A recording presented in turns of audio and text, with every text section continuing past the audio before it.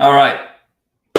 So back in Vegas from Austin, I had a very successful boot camp. One of my clients both clients had barely approached in their lives. It was like 2 and 4, very close numbers, approaches in their lives. And one of them had the first one night stand of his life. And he did this even though that was his starting point, was unable to approach at all. And then he pulled a girl. I can't show his number, but I could show a screenshot later or something. You don't want to, put someone nice.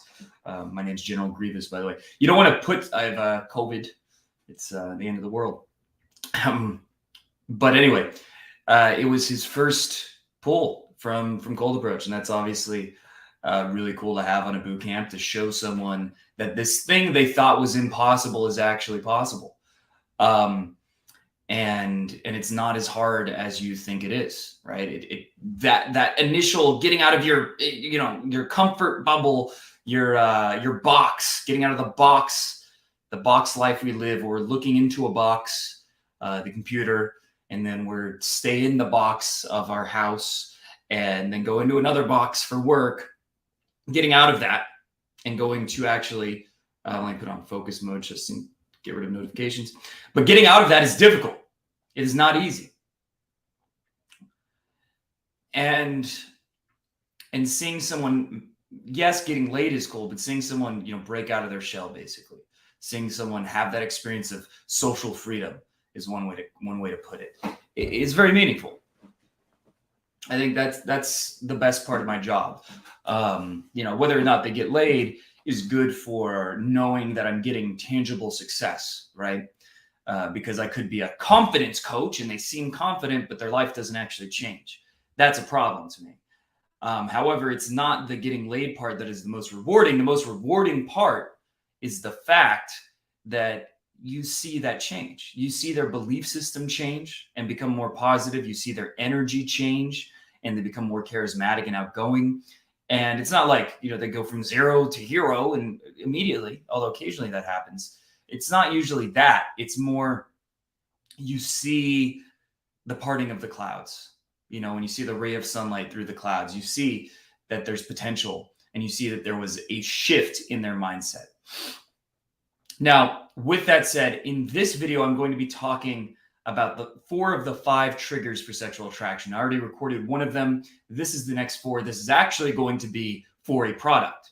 This is going to be for a paid product, but as a free gift to people who are the most loyal subscribers, people who watch my second channel, I'm actually including it for free. I'm going to be recording this and you're going to get the raw live version. I'm going to be adding edits and examples through infield, stuff like that. But you're getting the raw, unedited version for free. Let's see if DoorDash found my place this time. So, just want to open a certain document. All right.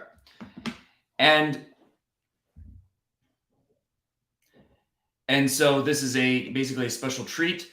And it's only going to be up for a couple days, and I'm going to take it down, and it's only going to be available in the product. But this is some of my most hard-hitting content. It's very condensed. It's very well thought out, and it's doing a deep dive into attraction, into sexual attraction, desire, arousal. Attraction and arousal, they're kind of separate, but they're obviously connected. I would say the more accurate words is that this is about arousal, right? Sexual arousal, being turned on. How to create that effect. How to create that effect in a woman that you just met, or even one that you've known for a while and she might see you as a friend. How do you create that? And a lot of people believe you're just either good looking or not. But first of all, I've had the privilege of coaching many people and seeing what happens. I've seen not good looking guys. They have bad energy and then they get bad reactions. But then they have good energy, they get good reactions. So I've seen that. I've seen a guy who's not good looking pull 9 girls in 7 days before. I've seen that with my own 2 eyes. And it might be hard to believe because most people, their source of information is YouTube, Netflix. It's not real life. It's not experience. It might be hard to think that that's actually possible, but it is. And I'm going to show a lot of proof of that in this series, a lot of proof that not good looking guys can still spark attraction. And don't take this the wrong way. People like to oversimplify. He's saying looks don't matter. Looks don't matter. I didn't say looks don't matter. Yes, they do matter. Everything matters, right? It's like if you're born rich, that matters. You have an advantage. It's going to be easier to get rich. But people who are born poor can also be successful. They can also be financially successful. That is entirely possible. It's harder. It's not as common, but it's still possible. And it's not nearly as difficult as some people think it is. Same thing applies here. So yes, looks matter. Get over it. Thinking about it doesn't help, except in the fact that you're going to, over time, get better clothes, get into better shape, get it, blah, blah, blah.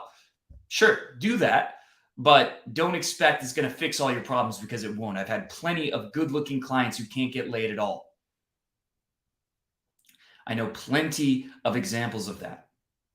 It's not rare. So I want you to keep that in mind. Yes, being good-looking makes it easier, but all these different things are factors. It's complicated. It's not one or the other.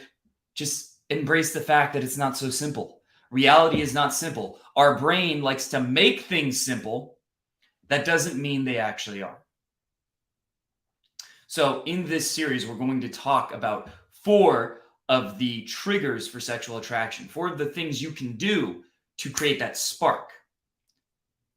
And when you practice the exercises, when you practice the techniques, you're going to see, I said that like I was going through puberty, you're going to see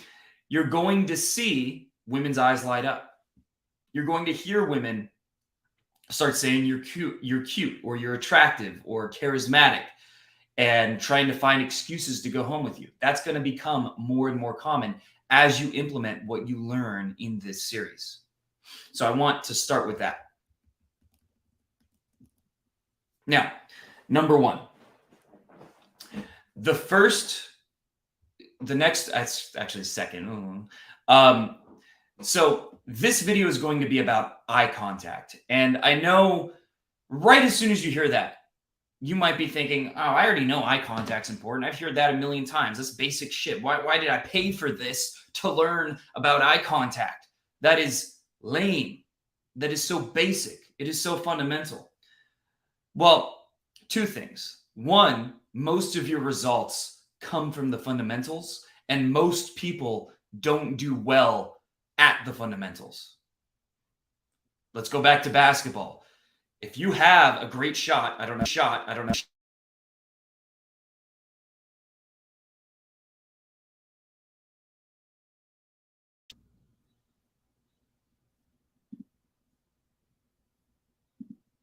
Audio, is it working? All right.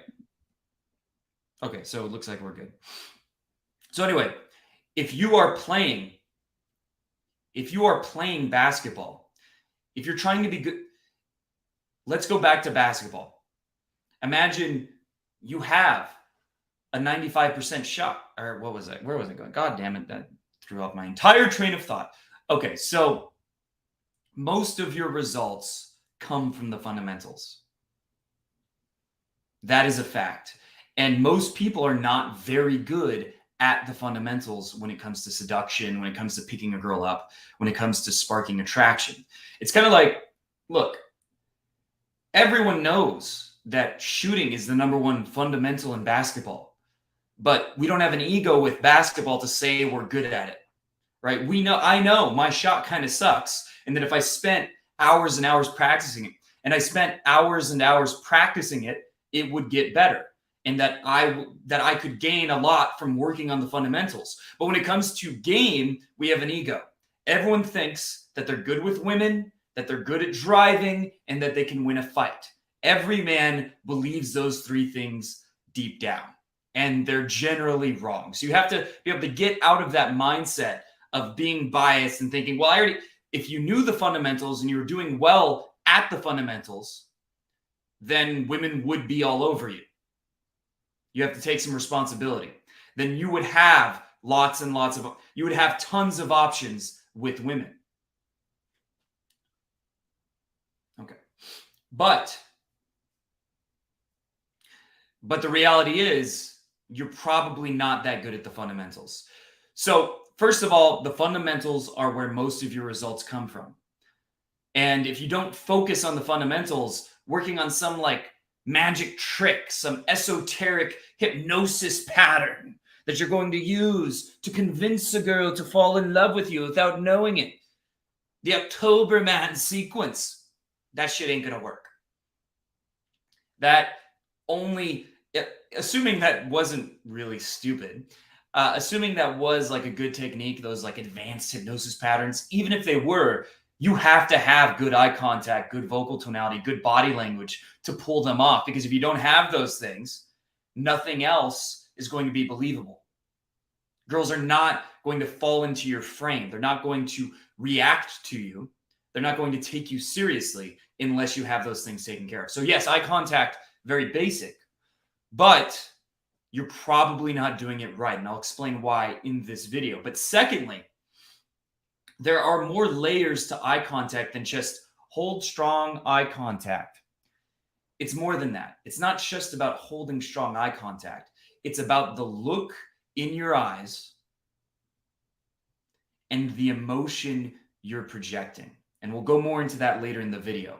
But if you do it right, you can literally turn a woman on, make her feel sexually aroused just by looking at her in the right way. That is a fact. That is something I have experienced many times after using the techniques that I'm going to teach in this video, which beforehand, I had never heard of them and I'd never gotten crazy reactions from my eye contact. Girls were never like, oh my God, you're turning me on. But now that does happen. That legitimately does happen. And eye contact is the number one reason that in the last couple years, I've had a lot of women ask me home or make the first move in terms of going for the kiss. I've had women get so aroused that they started literally chasing me, whereas before I had to do all the work. Whereas before I always had to be the pursuer, if you will. Now, with that said, so yes, the number one thing with eye contact is holding strong eye contact. That is very important. And to get better at this, you need to become aware of it. You need to start paying attention to it because this is a habit. The way we look at people in the eyes is based on habit. It is unconscious. It's like breathing, beating your heart. I mean, that one you probably don't have control over, but it's something you don't think about consciously. It's something you just do. So you need to make a habit to start paying attention to how strong your eye contact is. And what you're going to realize is, oh shit, I'm darting away a lot. My eye contact isn't nearly as strong as it could be or as it should be. As soon as I feel pressure, I look away. And that's the biggest sign of weak eye contact, is how quickly you react to the pressure or the tension. When you're looking at someone in the eye, attention builds and it builds and it builds and it builds. And one person is going to react by looking away. And generally, when it comes to interacting with women, you want the woman reacting to you because the dynamic you want to create is dominance and submission. That's what women are attracted to in general. There's, of course, exceptions. If you want a masculine woman, a dominant woman, those exist too. But by and large, women want to be sexually submissive. Men want to be dominant. That is what creates polarity. That is what creates the spark. That's why in 50 Shades of Grey, the entire fantasy is about a woman doing all these crazy BDSM, dominance and submission, sexual fantasies. The woman is being blindfolded. She's being, she's being physically dominated and consensually, but she's being physically dominated with pain and all this stuff. That is the most popular book of 2010 through 2020 of all books. Might even be more popular than the Bible, but it is the most popular book of that decade.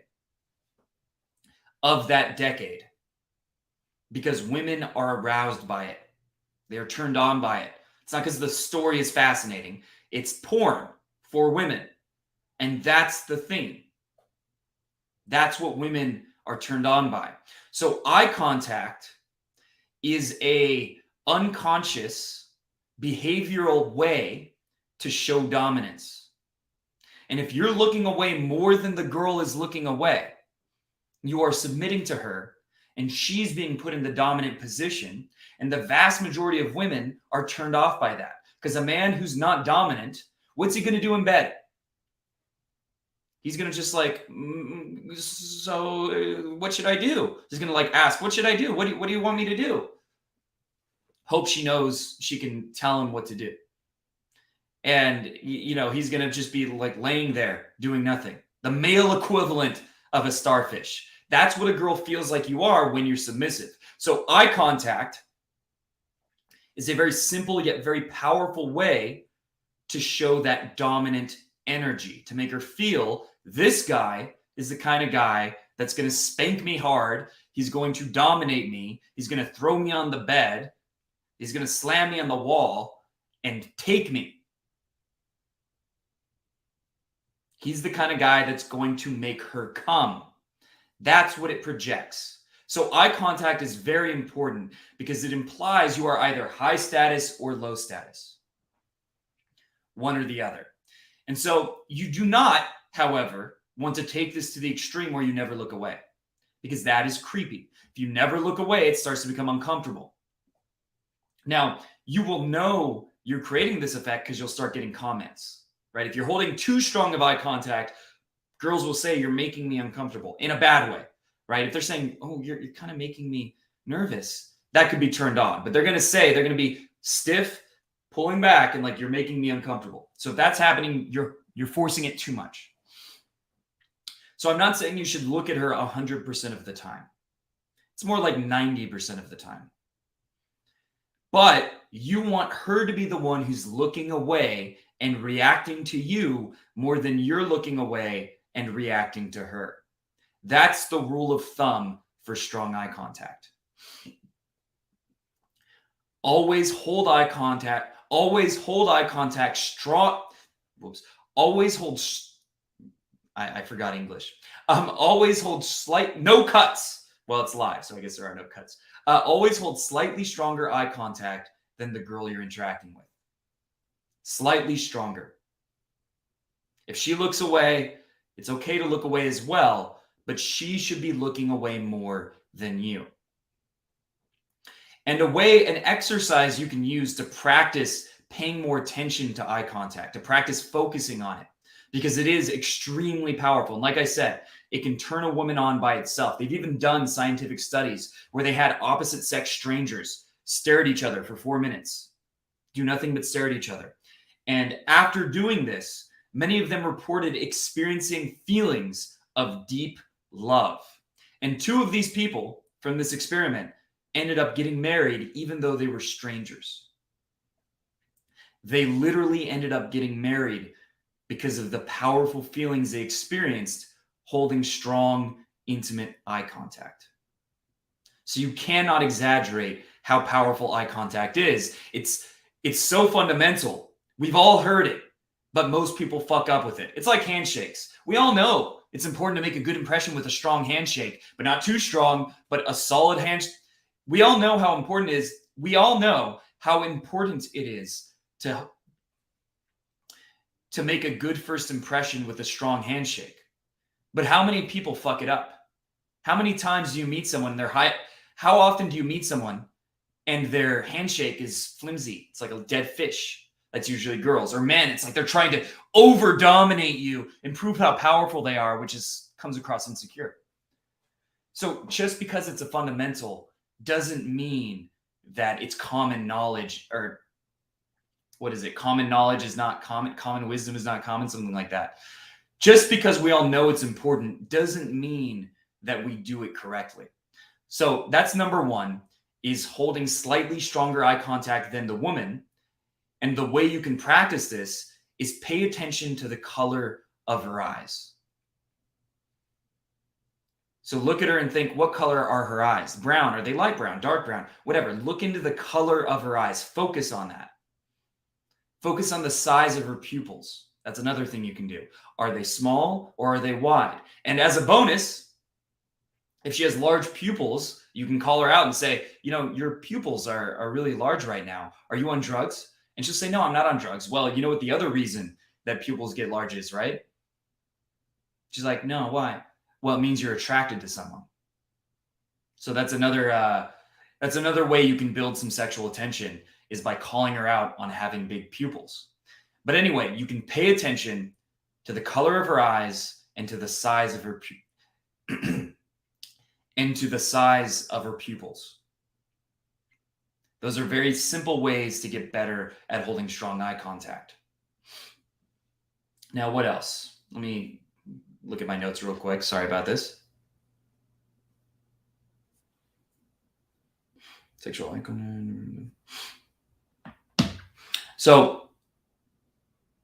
But eye contact is not just about holding eye contact for a long duration, right? Steady eye contact where you're not looking away and flinching and seeming like a beta bitch. It's not just about that. It's also about the emotion you project.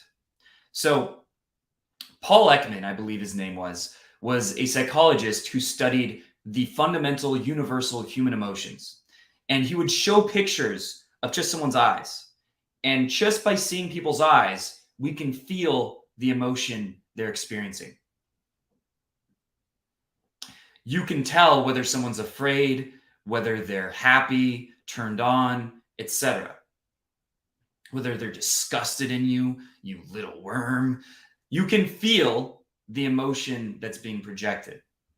Emotions transfer from person to person. This is because of something called mirror neurons. You can look into those. It's also known in psychology as, what's the term?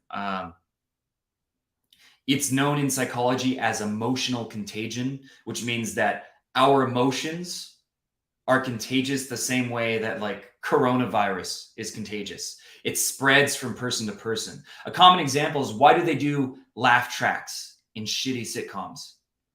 In sitcoms that aren't that funny? Well, because you hear the audience laughing, you're like, ha, ha, ha, ha, I guess it must be funny. And then people actually think, if they're surveyed, they actually think the show was funnier because of the laugh track. Another example is yawning. If someone yawns, other people start yawning. So we mirror each other's emotions. When someone else feels something, we feel it. And that applies to eye contact. And so that's why if you're feeling nervous, hold on. If you're feeling nervous, that's going to be projected in your eyes. If you're feeling confident, that's going to be projected in your eyes. Happy, that's going to be projected in your eyes, etc. Now, this is always happening. You can't avoid it. And look, if you're feeling nervous and you approach a girl, she's probably going to see that you're nervous, but she was going to see it a million other ways anyway. So don't be paranoid. Well, I better not talk to a girl if I'm feeling nervous. In fact, sometimes feeling nervous can work in your favor because it can be endearing. It can be charming in the sense it means you're not a player. It means that you were courageous enough to make a move, to come talk to this girl, even though you felt nervous. So obviously confident is better, but if you have a nervousness in your eyes, that's okay. You can still get girls even with that. I've had friends and clients meet their long-term girlfriends from a nervous approach. So it's not the end of the world. But overall, you're going to have a more powerful impact if you can project the emotion of desire. That is the single most powerful emotion you can project with your eyes, is to literally feel turned on, to think sexual thoughts while you're looking a woman in the eyes. And she will feel that, and then she will feel turned on, and she won't know why. She won't know exactly what's happening, what it is that's causing this. You're not hitting on her blatantly. You're not doing anything she can detect consciously, but she feels turned on, and then she's going to blame herself. She's like, why am I so into this guy? Not why is he hitting on me? Why am I so into him? That's what she's going to be feeling and thinking. So that's why it's so important to practice projecting the right emotion with your eyes. Now, as an exercise, you can go to a mirror. It's going to feel pretty cringy, pretty awkward, but you can go to a mirror and just make different expressions with your eyes and see the variety. See what looks good, see what doesn't look good. Just get an idea of how much of a difference you can make by, say, having your eyes wide open. How does that look? not so good. Having your eyes more closed, trying a more sultry look. Just do that for a few minutes just to get a feel for it. I wouldn't do this like every day for a month, but I would recommend getting a feel for it. Then the next thing you're going to do is start practicing projecting sexual energy with your eyes. So there's a couple ways to do this. One, the first way is, well, let me remember. Sorry. Number one is, let's see if I can remember it. I have it all written down, but I can't look at my notes while I'm doing the video, obviously. The first way that you can project sexual energy. Okay.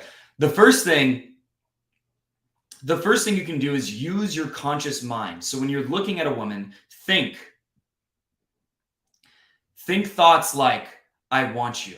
I want to fuck you. You're so sexy. I want you to give me a blowjob. Whatever. I want you to give me a blowjob. I want you to bend over. Whatever thought works for you. But basically, I desire you. I want you. Literally think that. And it might feel weird to do that, but what it's accomplishing is it's focusing your mind. It's focusing it, first of all, on her, which everyone wants the focus to be on them. That's more appealing than the focus being you're in your own head, worrying about your insecure thoughts, like, am I coming across good enough? Does she like me? No, you're focusing on her, and that's already far more attractive. But you're focusing on sexual thoughts. You're focusing on things that turn you on. And if you want to take this further, you can even imagine like her taking off her clothes. Imagine what it would be like for this girl you're talking to give you a blowjob. Imagine seeing her take her clothes off and having sex with her. And if you do this enough times, eventually it will be automatic. Eventually you'll be able to project that energy unconsciously. Like it's a switch you can just flip. But at first, it's going to be difficult because, like I said in the previous video, we were conditioned to be asexual, to be basically beta, to not be expressive. That if we had a boner in high school, you're going to be laughed at. It's not like a moment of pride, right? You're going to be laughed at. If you like a girl, you're going to be laughed at, made fun of, shamed. This is especially true if you were raised in a Christian family, but even if you weren't, or another religion that's very sexually repressed, but even if you weren't, or another religion that teaches you to not be comfortable with your sexuality, but even if you weren't, it's still all over our society. Our entire culture comes from a religious background. So we are taught to be asexual, to not feel turned on. If you seem like you're into a girl, you're going to be shamed. And so we learn to basically become uncomfortable, even though we learn to become uncomfortable with our own sexuality. And when we're interacting with women, we don't feel any sexual energy. There's no desire. We're thinking she is attractive. I would like her to give me a blowjob, but we're not feeling it. It's not something we're genuinely experiencing. So one way to practice that is whenever you're talking to a girl you like, think those thoughts. Use your imagination. Visualize what it would be like to be having sex with her. Whatever it takes to get yourself turned on. But that can be kind of difficult to practice in the high pressure situation of going out and approaching women. So, yeah, you are a simp if you flirt with a girl. You're a fucking bitch.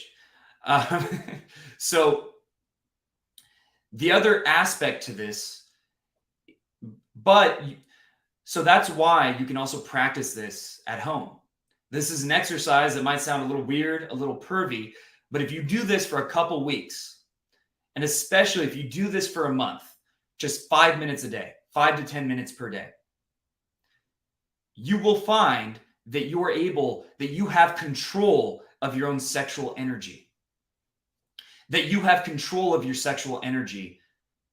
You will God damn it.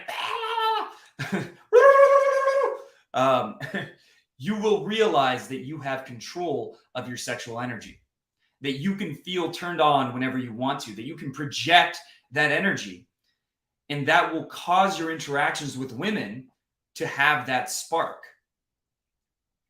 So what you do is basically a visualization exercise, except instead of trying to manifest Lamborghinis, even though you care about knowledge more than Lamborghinis, let me know if you got that reference. Instead, you're turning yourself on. So you're not watching porn. You're not watching TikTok, all the thoughts on there. You're just thinking about sex. That's it. Thinking about things that turn you on. Thinking about times where in the past where you hooked up with a hot girl. If that hasn't happened, well, I'm sorry. Think about times where you winked it to porn and were turned on.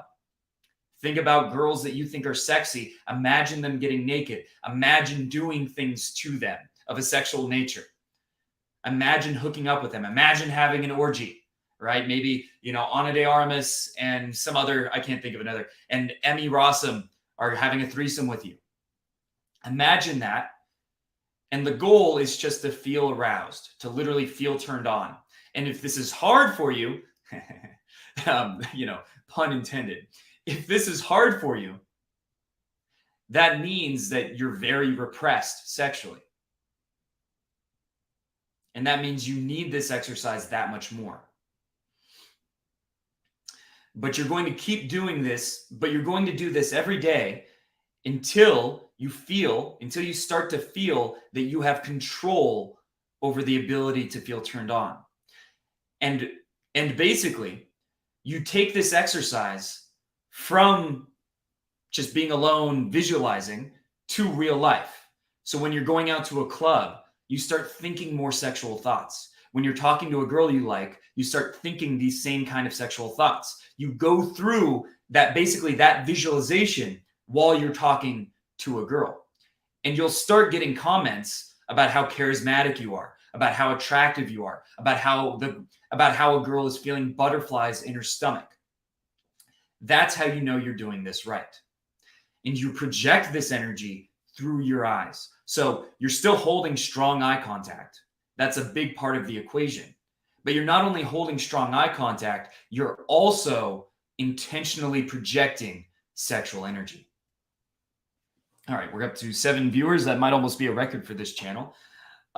This video was supposed to be like 10 minutes. This video course I'm making was supposed to be, by the way, you're getting a free sample from a course, just without the edits and live, right? Was supposed to be like an hour total, but each video is now 30 minutes. It's gonna be a lot longer. I just get into it and I forget the time. But let me think if there's anything else for that video to wrap it up.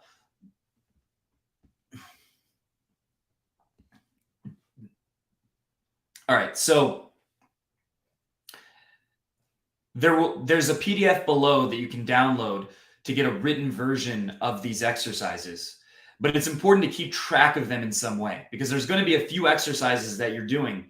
And let's be real, it is very easy to think, wow, that exercise might really help me. Or maybe it sounds a little weird, but I'm willing to try it. Maybe it'll work. And then to never do the exercise. If you've ever done a self-improvement program, you can probably relate. So that's why I've included a method, a system that's linked below that you can use to keep track of everything, to make sure that you're doing these tasks every day. Because just watching this video, watching a video you will understand the concept just by watching the video.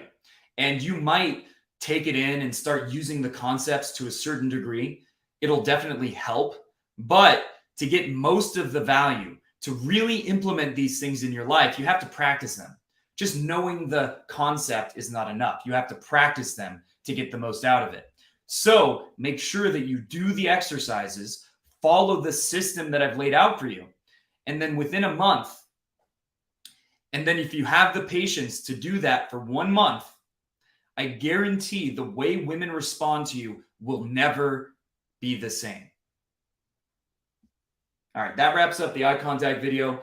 I'm gonna go get some water, and I'll be right back after that.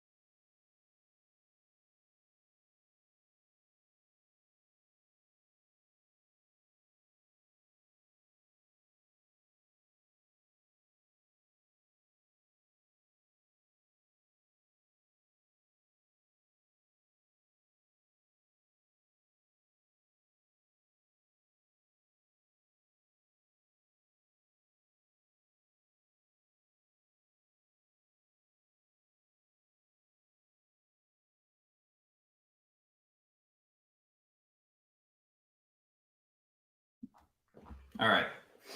By the way, does the audio sound good? I turned up the gain. I hope it's not, blowing out.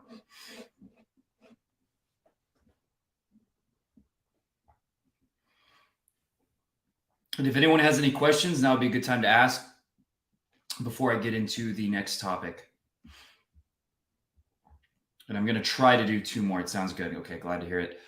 I'm going to try to do 2 more. The course is called The Spark. So it's about the different ways to create that feeling, the spark of sexual attraction. And I'm recording this live as just a bonus, as a gift for the people who follow me closely enough to know that I have a second channel and to be watching that, right? The channel with only like 500-600 subs or whatever it is. And I'll be taking this down in a couple days. So the course is not going to be hundreds of dollars, so you can always grab that. But it's just like an extra gift. And it also allows me to force myself to do it in one take, because having done YouTube videos for a couple years, not as lives, the problem is anytime you make a mistake, like you say a word and you're like, damn it, I said it wrong, you can re-say it, right? You can go back and then do it again. And what that causes is you to not get into the flow and to keep cutting things up too much. It takes a lot longer for editing. So I'm doing these lives as much as I can. I plan on doing at least one every single day, unless I'm filming infield that day. But it's partly so that I can, put out more content more efficiently without needing as much editing, and to also just get more in the zone when I'm talking, because I'm not filtering myself and judging myself. Which is what happens if you pause and start. It gets you out of the flow. Okay, so no one has any questions, then we'll get into the next topic. So this video is going to be about dominance. Now, one aspect of dominance is something we already covered. speaking with a dominant vocal tonality. And that alone can get you pretty far. The difference between someone who sounds submissive, like, hey, you're really cute, and someone who sounds dominant is profound. But we're going to do a much deeper dive into the other aspects of dominance, because it's not just about your voice. It's about the way you carry yourself. It's about the things you say, and it's about the way you conduct your interactions with women. So, first of all, dominance is the number one turn on for women. Let me repeat that. Dominance is the number one turn on for women. If you look at the most popular, hold on a second. If you look at the most popular sexual fantasies for women, they are vampires, werewolves, pirates, BDSM, being dominated. All of them have dominance in common. Every popular romance novel is about a man who is extremely dominant, or he's a werewolf that's extremely dominant, or he's a vampire that's extremely dominant. Women, they're kind of weird, but it's important to understand that their wiring is different from ours. And this might get my course taken off, deplatformed, because you're not allowed to say women and men are different. That is entirely possible. That happened to Sneeko with his course, saying there's differences between men and women. Or sorry, no, that happened to Hamza, because on his course, he said there's differences between men and women. This is something we are taught not to believe, even though it's a biological fact. Believe it or not, women are the only ones who get pregnant. I know they're telling us that men can get pregnant. Still ain't true. Women get pregnant, and because of that, their whole sexual process is different because they're making a stronger investment. For a man to be turned on, it doesn't take much. If she's hot, you can have sex with her, no consequence. You don't have to raise the child. If the child dies and the mom dies, oh well. I mean, that sounds messed up, but on a deep biological level, it's not a big risk. If a woman gets pregnant and the man was weak, she's going to end up dying, and her child is going to end up dying. Women are attracted to dominance because it implies high status. All the behaviors that are dominant are also high status. And in tribal times, the most important thing was that a man was high status because he had social alliances. Other people would do what he said. He had the most access to resources like food and shelter. And keep in mind, we used to live in a very dangerous environment. You could die any day. So having access to the leader of a tribe meant that the security of your children was far, far more likely. That their survival was, that they actually would have a good chance at surviving, whereas most don't. There's more to that. Let me make sure I can remember it. So, dominance is what's known as an honest signal.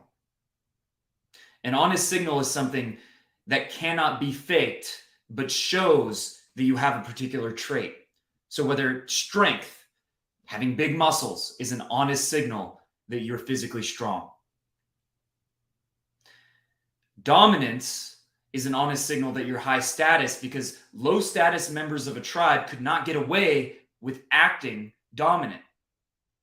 What would happen if someone who was on the bottom of the totem pole started trying to act dominant in tribal times? They would be exiled. They might even get killed. Right? The little guy starts hitting on the hottest girl of the tribe. Little guy's like, hey, the alpha male is going to kill him. Or if he starts talking back, right? They have a plan. The beta male starts talking back, saying, actually, we should do this. Who the fuck are you? Get the fuck out. You're done. So a beta male could not act dominant in tribal times and survive. And so that's why women are programmed to be attracted to a man who acts, to a man who is dominant. It implies that he has high status. You might be thinking, well, we don't live in tribal times. This is behind us.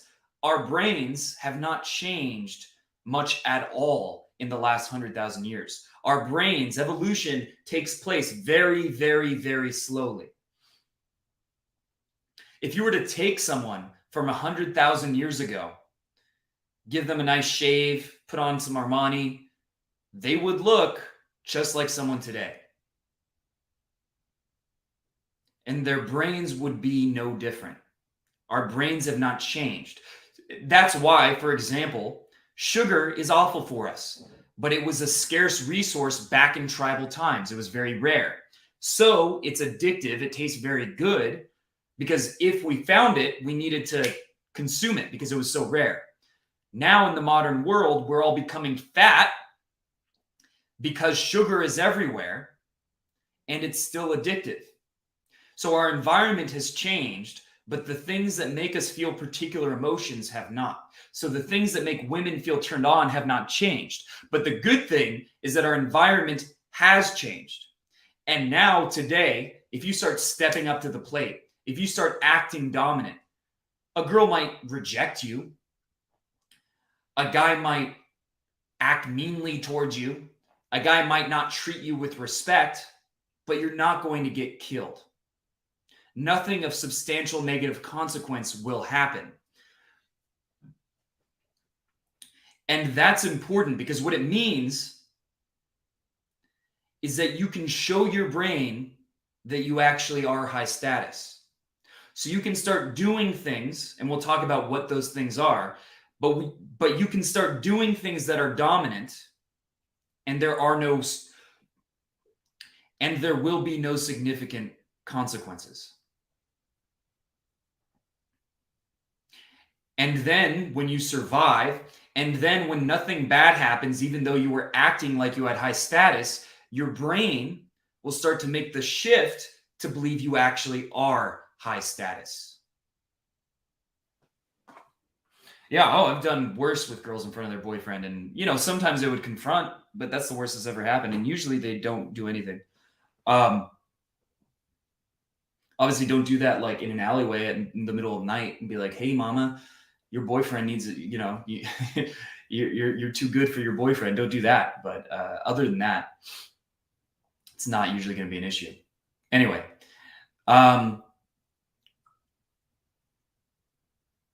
so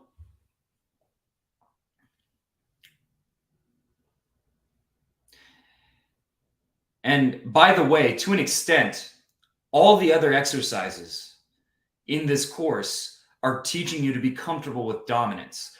Strong eye contact, sexual eye contact, that is a type of dominance.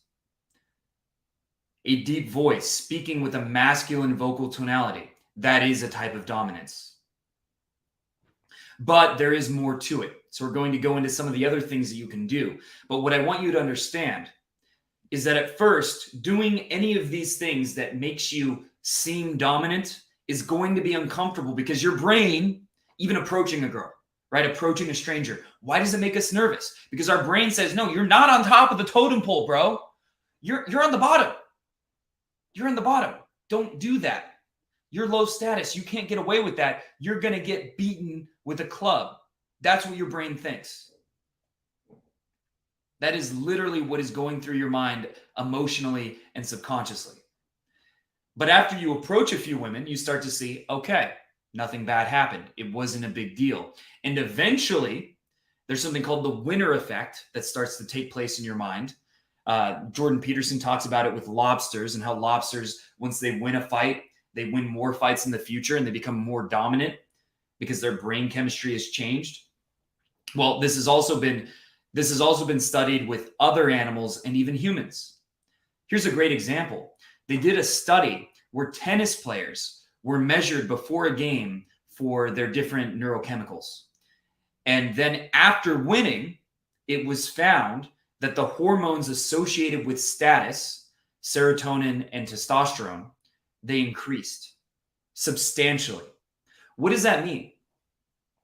It means that our mind has a belief about where we are on the social totem pole.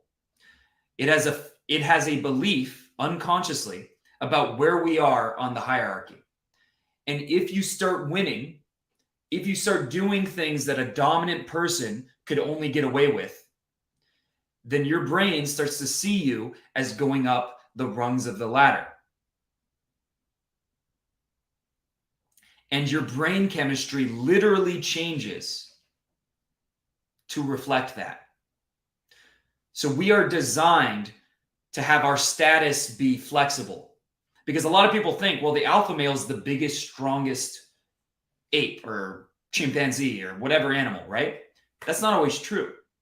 You can actually look into this. There's a lot of scientific research. But the alpha male is not always the strongest, especially in animals that are closer to humans. It's the one with the most social alliances, the one who is the most successful hunter. And yeah, the bigger, stronger one, on average, is more likely to also be a better hunter. But there's exceptions. And there are a lot of exceptions where someone who's not the biggest or strongest becomes the alpha male of a tribe. And that applies to humans where, yes, if you're born very good looking, tall, strong, etc., it is easier for you then to act in a way that is dominant because you're being told by outside sources that that's who you are. But even if you're not that person, even if you're born with physical disadvantages, when you start intentionally acting like a high status person, your brain will start to believe that you are that high status person, and then your brain chemicals will reflect that. And what that means is your emotions are going to change, right? Because neurochemicals affect our emotions. Serotonin, dopamine, norepinephrine, they're all about emotions, the state that we're in, and the actions that we are willing to take. So what will happen is at first, when you try to act high status, you feel this pit in your stomach, anxiety, nervousness. You don't want to do it. It's difficult because your brain is saying you are at risk if you try to do this. You are not an alpha male. But if you do it again and again and again, you face that fear. Each time it gets easier. Each time that you hold strong eye contact, it gets easier. Each time you approach a girl, it gets easier. Each time that you act like a leader amongst your group of friends, it gets easier. And then eventually your identity changes and you start to believe genuinely, I am that high status guy. I am the top of the totem pole. And then your emotions and your actions back it up, and you genuinely become that person. And then every time you interact with a hot girl, she feels that spark. Because sexual attraction is not a choice. It's a great quote by David D'Angelo. It's true. Just like anxiety or nervousness is not a choice. You don't want to feel that way. It just happens to you. An emotion is not something you choose. It happens to you. Sleeping with you, that is a choice. But feeling that spark is not a choice. And when you are dominant, when you have the behavior of a high status guy and you genuinely believe and then become a high status guy, women will universally feel that spark. Some of them may dislike you, but they will still feel that spark. The only exceptions will be lesbians, asexual women, things like that, right? There's exceptions to every rule, but by and large, women will find you to be extremely attractive once you become dominant. Once you become dominant. So part of that is, like I was saying, eye contact, vocal tonality. But there's other aspects that I want to talk about in this video. And keep in mind that you have to do these things more than once or twice. The first couple times you do them, you'll be uncomfortable. You'll have resistance. That's why there's exercises you can do at home to get the ball rolling. But over time, so don't give up on these exercises. Don't give up on these exercises until you're comfortable with them. Once it's easy for you to do, then you can judge how effective it is. Be right back 1 second. Although I feel like that was a pretty epic rant there, the last 5 minutes or so. All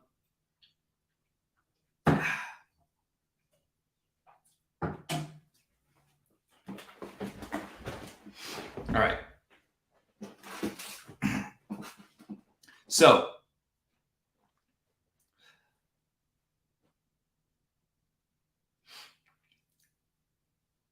the first times you do any of these exercises, it will be uncomfortable and you might have resistance, especially when you're doing the things that involve interacting with real women in the real world. You're going to have it's going to be difficult. It's going to be difficult at first. And also because you're feeling nervous, the first times you're trying to speak in a different way, it might come across kind of stilted, a little mechanical. But that does not mean that you're being, that does not mean you're being inauthentic. It just means that you're operating outside of your default behaviors. If you do those things enough times, it will become comfortable. And when you are comfortable doing it, it will be natural to you. Let me take an example. Look at, let's say, Brad Pitt in Fight Club. Or just think of any actor who did an amazing job at playing a role. Did they seem inauthentic? No. They probably seemed more authentic than the people you know in real life. They were more genuine than the people you interact with day to day. Why is that? Well, acting is being literally someone else. It's literally being inauthentic. But when you practice something enough, you become comfortable with it, then it becomes authentic. So we have this notion in our mind that, oh, I'm just a shy guy. I can't be dominant. I can't take the lead. That's not who I am. That is just a belief. And once you act outside of that belief, you eventually disprove it, and your mind becomes open to new ways of being that will be just as authentic, if not more authentic, than you were before being limited, being trapped in this little box. So keep that in mind. Now, in terms of what things can you do to create that feeling of dominance? One is being somewhat disagreeable. Now, I don't mean being constantly insulting. I don't mean opening a girl like, ugh, you're disgusting. Actually, that can work, but do it at your own risk. I don't mean constantly nagging a girl. I don't mean being mean just because you think it's cool to be mean. What I mean, that's a lot of means in one sentence. It's not about that. It's about having a strong frame of reality and being willing to be disagreeable.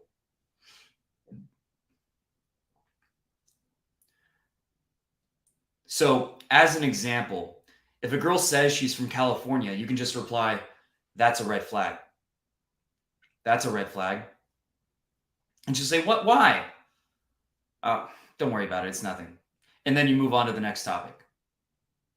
That is creating the energy of dominance. Now, it might not be something you truly believe. That's because you're using it as a crutch. You're using this technique, that's a red flag, or you could say that sucks to anything she says, or like that's lame, anything like that, right? That's a template you can use to react to anything a girl says in a way that is disagreeable and therefore dominant. And therefore, it's also dominant. And yes, it doesn't necessarily have to be true because you're using this as a crutch to show yourself that it's okay to be a little bit disagreeable. Because your current personality is limited by the beliefs as to what you're allowed to do and what you're not allowed to do. You're not the guy that is disagreeable. You're not the guy that creates tension. But once you start doing this a few times, eventually it'll become comfortable to you, and then you'll start doing it naturally. Then you don't need the crutch anymore. So long term, I'm not suggesting you just constantly use a little gimmick, but it's the easiest way to break a bad habit of being too agreeable, because most people watching this are too agreeable with women, are too much in the nice category, are too much in the nice guy category. That's the vast majority of men.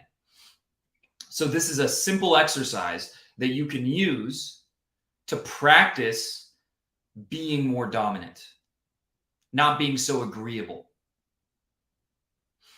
Let's see. Another one is physicality. What's the one thing that every guy who's like the alpha male of his friend group, what do they all have in common? Other than being the guy who takes the lead, being the loudest, what do they almost always do? They're almost always physical with everyone. That is one of the biggest differences between low status and high status men. High status men are comfortable with touching people. That's normal to them. It's not a big deal. And the low status guy is like, why'd you touch me? I remember when I was like 18, when I was very nervous, very shy, very low status, like this male friend of mine, like he touched my shoulder and I jumped. That was my reaction. He's like, whoa, bro, because I was uncomfortable with physical touch. Now that's an exaggeration, but just being more physical, especially with women. With men, hopefully not to the same degree, but just like a touch on the shoulder or whatever. Being more physical with women, being the guy that touches their shoulder, their arm, etc., and then moves in more over time is going to accomplish a lot. It's going to accomplish a lot. For one, it makes you come across as higher status. But two, the way to make an interaction go towards sex is obviously physical. You have to get more and more physical. And if you're not physical at all, eventually when you make the move, it's going to be weird, right? That's one of the ways to get stuck in the friend zone, is that you're just not physical enough. So if you make it a habit to constantly be physical, as long as the girl's comfortable with it, to constantly be physical, for that to be normal, it's going to be a lot easier to move things forward into a sexual direction. Now, when I say be physical, if you're meeting a girl in the day, it's less so than if you're meeting a girl in a nightclub. So if you're meeting a girl in the day, really it's just like touch her arm or shoulder when she's laughing, when you're laughing, when she says something you like. Like if she says something, she's a nurse, you're like, oh, that's really cool. Then touch on the shoulder. And then by doing that, you're also going to find out where she's at. Because if she gets stiff and pulls away, that means that you're not in rapport. That means she's not very comfortable with you. But if she touches you back, or she leans in and she smiles and she's receptive, that means you are in rapport. That means she is receptive. That means that there's a very good chance that she likes you and that you can go to the next step, which is getting into closer proximity and eventually touching her waist. And eventually touching her waist. So that's very important. So it gives you useful information. Not only is it dominant, not only is it dominant, which creates sexual attraction, it's also moving the interaction forward towards sex. And thirdly, it's giving you a better idea of where she's at. So it's very useful to be physical. Now, in a nightclub, you're going to want to be a lot more physical. In a nightclub, instead of like a brief touch on the arm, which is what you would do in the day, in a nightclub, you're probably going to be like touching her shoulder. And if she's comfortable, you're going to be touching her shoulder, having your arm on, you're going to have your arm on her shoulder. And if she's comfortable with it, you're going to keep it there and move in closer. And eventually you're going to hold her by the waist.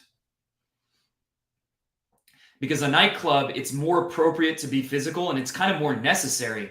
There's so much going on. It's so loud. It's so hectic that if you're not physical, it's hard to even keep her attention. There's not enough intensity.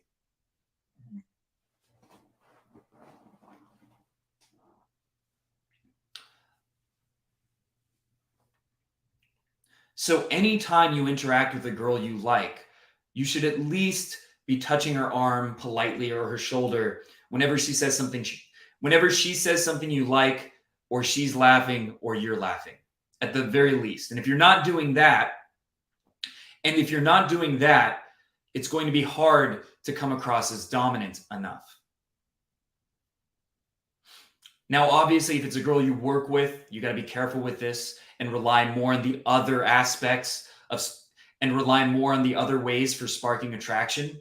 But eventually, when you get her on a date or you get her on a one-on-one situation where you're not working, then you're going to want to be physical. And this will make you a lot more confident.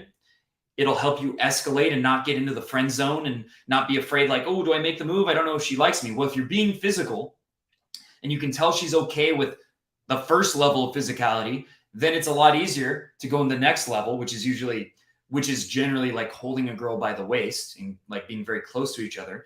And then the third, which is making out or dancing.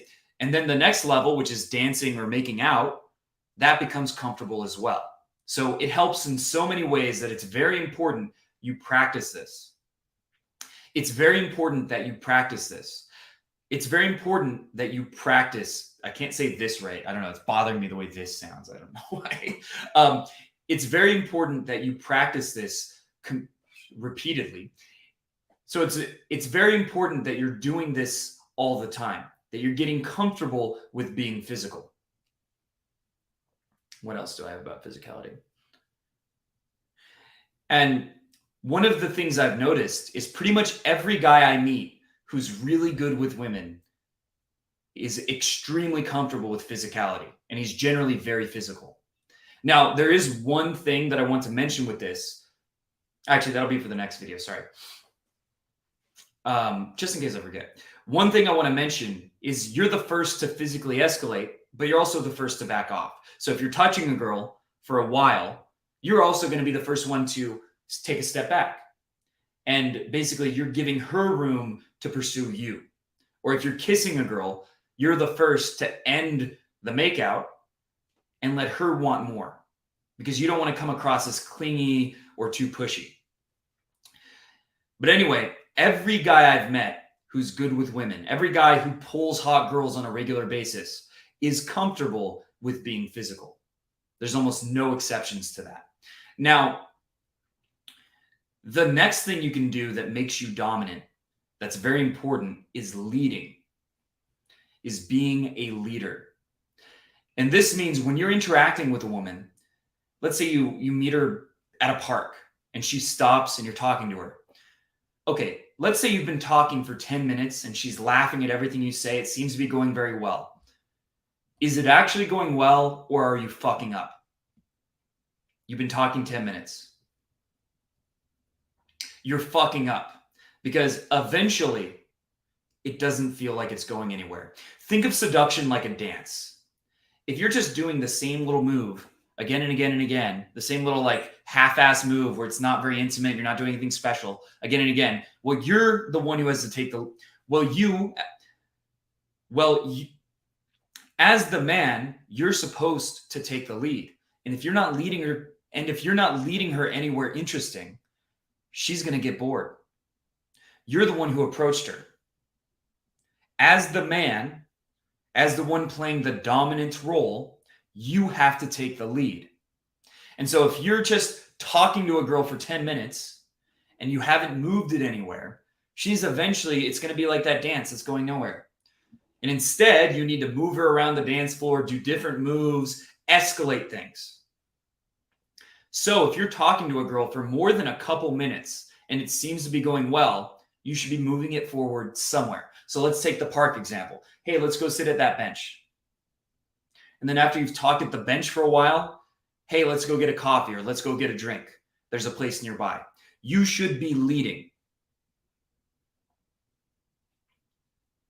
And a good way to judge yourself honestly as to whether you're doing a good way to judge yourself as to whether you're being a leader in your interactions with women. Of the last, let's say 50 girls you talked to that you had a crush on, that you found attractive, how many of them did you lead from one area to another? So like invite them, like, let's go here, let's go there. How many of them did you ask them on a date, ask for their number? And how many of them did you invite them home?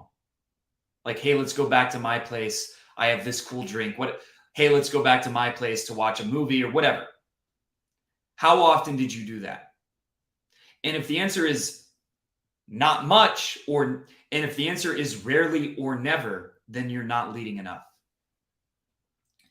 And the beautiful thing about this is if you're leading a lot, on the one hand, you're creating attraction because it's high status. It's dominant to be a leader.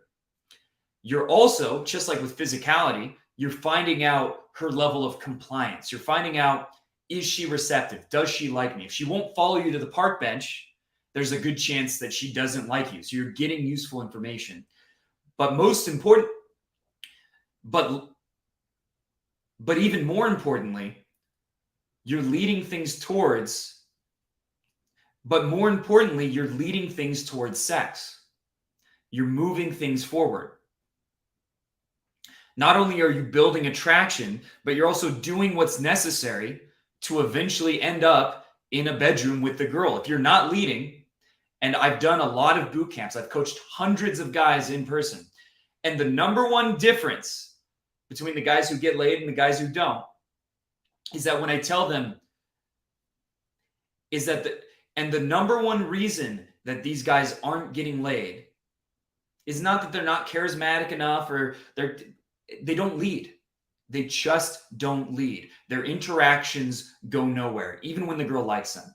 And the reason that more than 40% of people who do boot camps with me get laid within the 3 days of the boot camp is because I hammer that into their mind.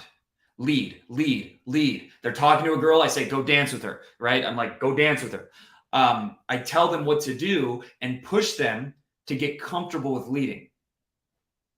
And that's how I've had clients who had never pulled from a club actually pull 2 girls in one night and sleep with both of them, or have their first threesome, or lose their virginity to a hot girl. I have testimonials for all those things. So if you don't believe me, you can watch those. But the point is, leading, not only does it make you automatically more attractive, a leader is more attractive than a follower, but it also moves things in the right direction. So it's very important that you are leading, not just physically, but also, so it's very important that you're leading physically by physically escalating, but also by moving the girl around. If you're in a club, hey, let's go to this area. It's a little quieter. I can't really hear you. Let's go to the quieter area. Hey, it's way too loud here. Let's go to the quieter area. Oh, hey, it's way too loud here. Let's go over there so I can hear you better. It's not as loud over there. Or, hey, let's go sit down for a minute. Hey, let's go to the dance floor. Whatever, you're leading. And not asking like, may I please take you somewhere? Assuming the yes, being assertive. If she says no, you don't get butthurt. But the frame, excuse me. But the frame should be that you're expecting a yes, that you're used to hearing yes, that you're confident in yourself, and leading. Every interaction, you should be leading.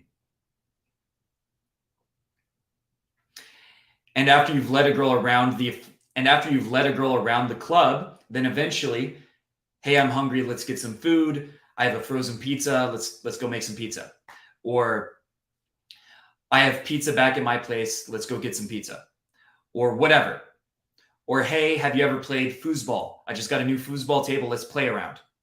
Whatever it is, eventually you move her to a different venue. But you're constantly leading. Remember, if you're not leading, it's the same feeling if you were to dance with someone and they just keep doing the same exact move in the same place without moving. for hours. Eventually, it's going to feel weird. Eventually, it's going to get boring. The mating ritual, if you will, has a momentum to it. It's something that's supposed to be moving forward. And if you're not leading, it doesn't feel like the interaction is going to end up anywhere. She starts to feel like you're a guy who would have a limp dick. You wouldn't be able to get it up. That's what she feels. That you are not dominant, you are not a leader, you don't really want her, or maybe you're nervous, whatever it is, it feels weird. And so eventually it peters out and she loses interest. Yeah, look, getting numbers is fine. And if you have very good eye contact and you get a quick number, if you have very good eye contact, you're confident, the energy's good. I get laid from short numbers, but that's like not the majority of my results. That's just like, it can work, but you should be leading and moving things forward. So with that said, so I highly recommend watching this video. I highly recommend watching this video multiple times. Honestly, it's more valuable if you've read books about pickup and seduction or watched courses about pickup or seduction. This one video is more valuable than most of those entire books, because this one principle of dominance can get you laid, can get you to a point where you're getting laid all the time, can get you to a point where you, how do I want to say that? Because this course is going to be for some people who are not into pickup, and that sounds a little too hardcore. I'm targeting a broader audience with it. If you learn how to be dominant with women, you will get laid. You will have more options with women than you have time for, if you learn how to be dominant. So watch this video, watch it again, and watch this video more than once, and make sure to implement all the exercises, and make sure to implement all the different exercises and techniques. This one, now, of course, now hearing the theory is very powerful, but if you want to see examples of what dominance looks like and what submissiveness looks like in real interactions with women, then make sure to get the infield module. Make sure to grab that upgrade, because in that upgrade, I show you real life examples. I break them down, I analyze them, and explain why this guy, he's being submissive, it's turning the girl off, he's doing this, this, and this, and you're going to recognize some of those things in yourself. Oh, I talk with a similar vocal tonality. Oh, I do the same thing he does. And it's going to piss you off to watch it.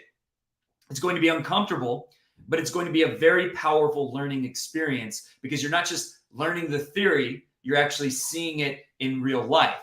And then I'm also going to show you examples of what dominance does look like, of what a guy who's turning a girl on, creating the spark with dominance. I show you what that looks like and how you can do the same.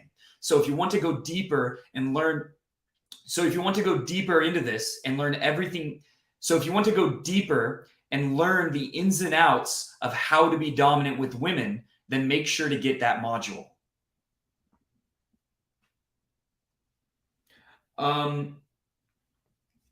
Yeah, well, you find her logistics. If her logistics are decent, then you go for the instant dating for pull. But if her logistics are bad, then you get her number. So you just have to find out if she's busy and if she's open to following your lead and compliant. But anyway, I think that's enough for this one session. It was an hour and 20 minutes. I am almost done with the course. I think I have one more video. I might do that later today, but we'll see.